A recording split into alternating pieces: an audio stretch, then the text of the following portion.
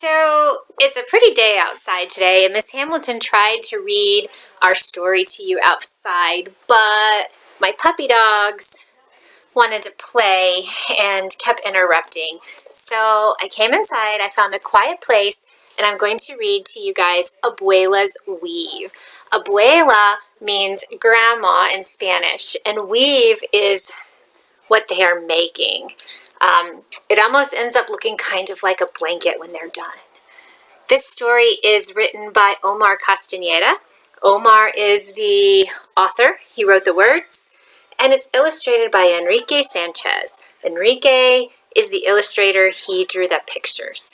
Now, before we start, this story is kind of a long story. So you might want to shake out your wiggles just a little bit because you're going to have to sit still and listen really closely.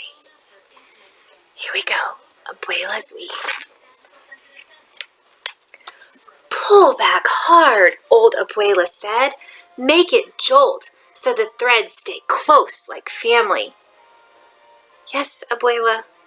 Esperanza thrust. That means she pulled really hard, the bolt through the opened weave and pulled the bar down with all her might. Next to her, Esperanza's grandmother, her abuela, also kneeled in front of a backstrap loom. Both looms were tied to the same tree in the middle of the family compound. The loom is what they're using to make the weave or make the blanket. Esperanza's mother fed the chickens and the pigs behind the main thatch hut while her father was off with her brothers in the field of corn, beans, and coffee. So here's Mama back here with the chickens, and we can't see the brothers and Dad because they're off. Where did the book say they were? They're off in the field with the corn, the beans, and the coffee. What do you think they're doing in the field? Taking care of the plants, or maybe they are harvesting the plants, getting them ready to sell to people who need coffee or corn or beans. You're learning, Abuela said. Esperanza looked at her grandmother out of the corner of her eye. She knew that Abuela was nervous about the market. Her mother said that the tapestries Abuela made could pull the wonder right out of people. Oh, so that means she must make some beautiful tapestries or blankets. It makes people smile. It makes people feel good, Abuela's work. But these days, more and more goods were made by machines. So more and more blankets are being made by machines, so not as many people are doing it by hand. Esperanza worried that people would tease Abuela about her birthmark, as some kids once had done. They had started a rumor that she was a witch, and now many people were frightened to buy things from her.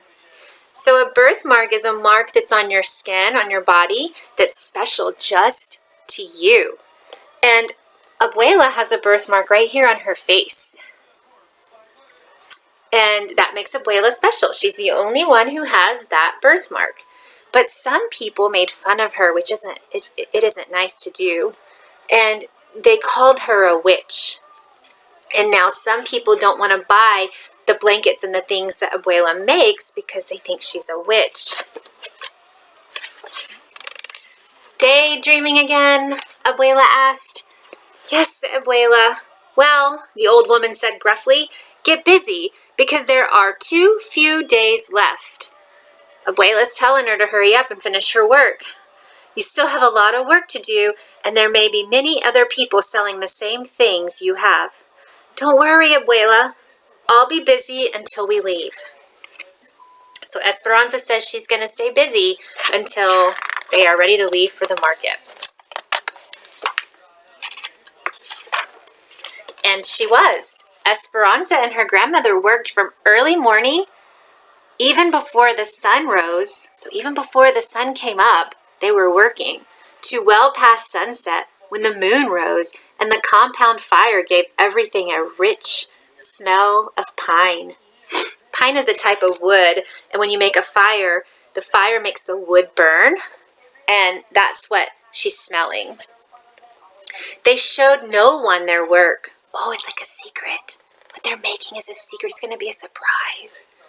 Not even Esperanza's mother, because it was a special thing that they wove. They wanted to wait for the Fiesta de Pueblos in Yate to reveal it. Oh, so they wanted to wait for the fiesta. Fiesta is a party. Soon the day arrived, bright with sun, the leaves glistening from the previous night's rain. It seemed like a good omen for Esperanza and her grandmother. Abuela appeared disguised as a woman in mourning. A woman in mourning is somebody who's sad. So here's Abuela. She's dressed like a lady who's very sad. She's mourning. She's dressed in black. She wrapped a long black shawl around her shoulders and across her face so that only her eyes appeared to the world. Esperanza, however, wore her favorite dress, it was a white blouse with red, blue, and green threads and a rectangular collar. Under that, the colors bled into silver and blue. And hidden within the intricate designs of the blouse were tiny quetzals flying freely in the threads the way they once flew in the great forests of Guatemala. So she has her favorite outfit on today. It's a special top that has multiple colors and it has birds inside it. Do you see the birds? They're very light blue. Why did Abuela cover up her face? Do you remember why?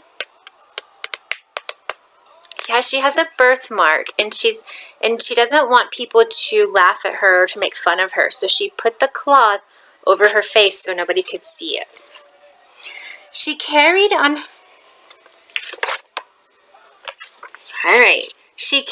her head a large straw basket full of her tablecloth, skirts, and special tapestry. Esperanza walked steadily down the dirt avenue of Santa Cruz to get to the highway where the Guate bus would pick them up. Abuela walked several paces behind. So they didn't walk together. Abuela walked behind Esperanza. I wonder why she walked so far away, why they didn't walk together. Let's see if the book tells us. She insisted that they pretend they did not know each other.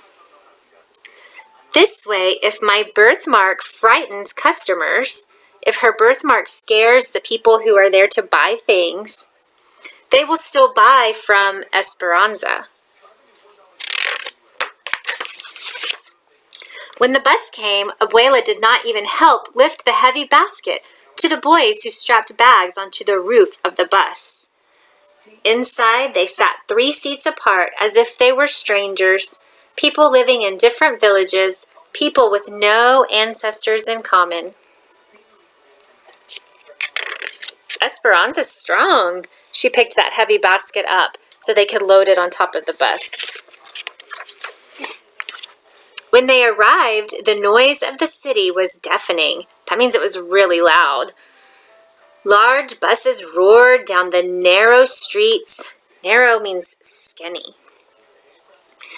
Emitting clouds of black fumes. Horns blasted and people hurried roughly down the sidewalks. Esperanza wanted more than anything to get off the Sexta Avenida where people jammed the walkways and hawkers yelled from their shops or from the hundreds of carts blocking the sidewalks and streets. So Esperanza wanted to get away. She didn't like the crowd. She felt trapped. Her lungs, that's how we breathe, through our lungs, ached from the automobile and bus fumes. And her ears rang with the sound of screeching brakes, horns, shouting, and the whistles of policemen. Esperanza walked quickly, the basket steady on her head, her mind trying to focus away from the commotion and onto the stalls set up for the fiesta in the Parque Central.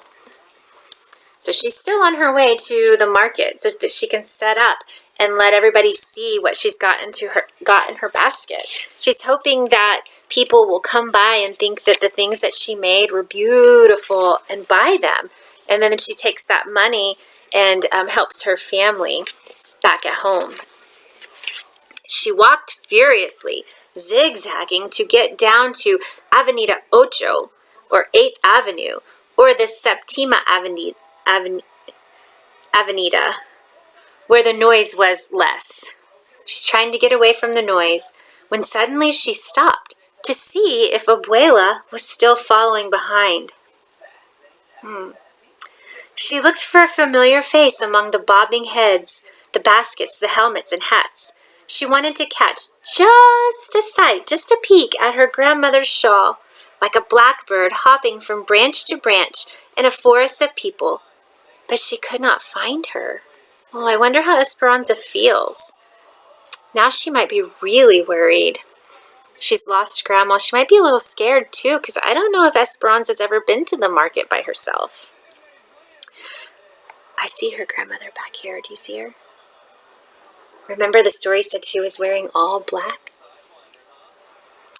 Abuela would eventually find her there among the other merchants. The stalls were already filled when Esperanza arrived. Old men and women nearby shooed her away or ignored her when she asked for help. At last, all she could do was set her basket between the narrow slats of two stalls. On one side, a family from Antigua sold pottery, reproductions of Mayan crafts, and clothing loomed in one of many factories. So on one side, they were selling pots that they had made, and on the other side, they were selling clothes that were made in a factory. The woman on the other side sold long bolts of cloth, musical instruments, and decorative bags. The bags all had zippers, machined in the capital, and long handles of colorful plastic.